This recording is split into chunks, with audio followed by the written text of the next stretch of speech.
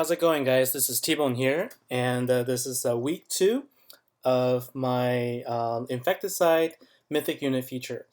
And so for this week, I decided to do, a highlight on the Deathwish, which is the Mythic version of the Delivery Man or the Harbinger.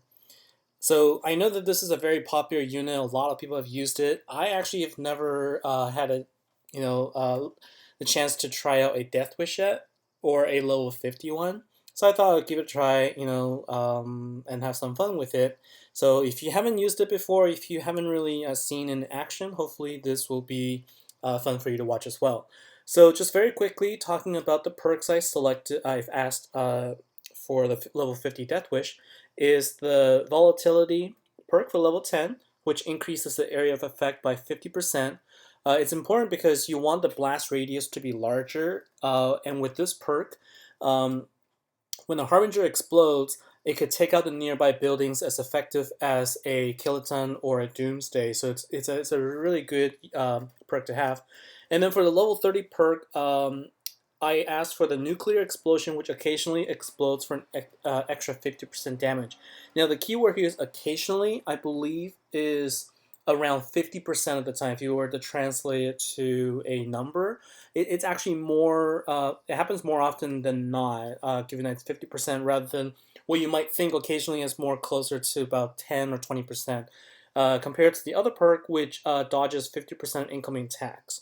I'll kind of talk about why this would be a good choice for a perk as well once we start playing.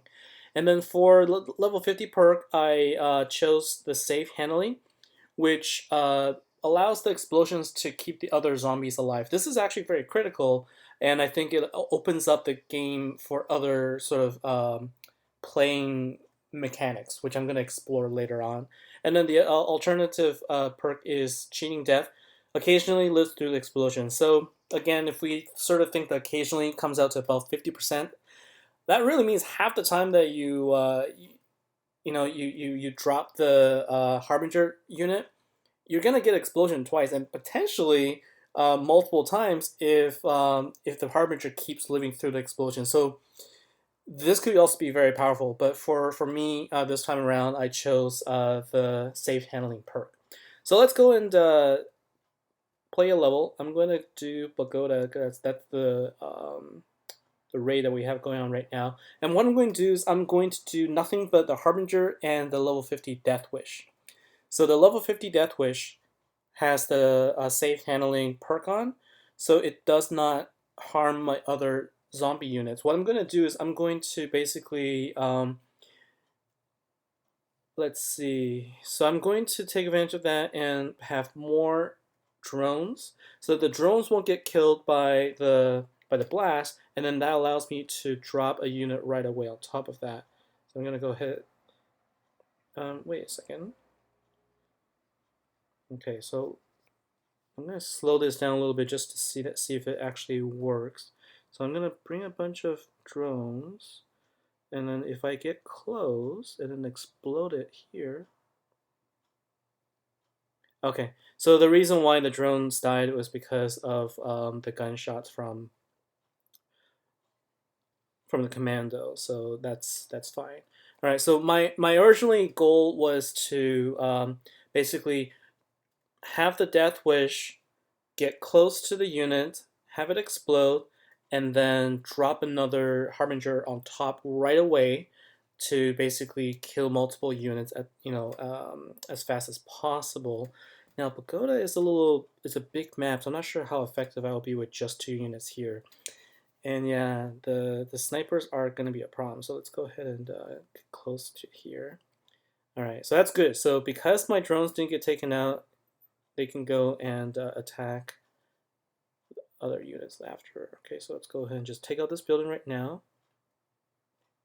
And go ahead and drop a unit over here.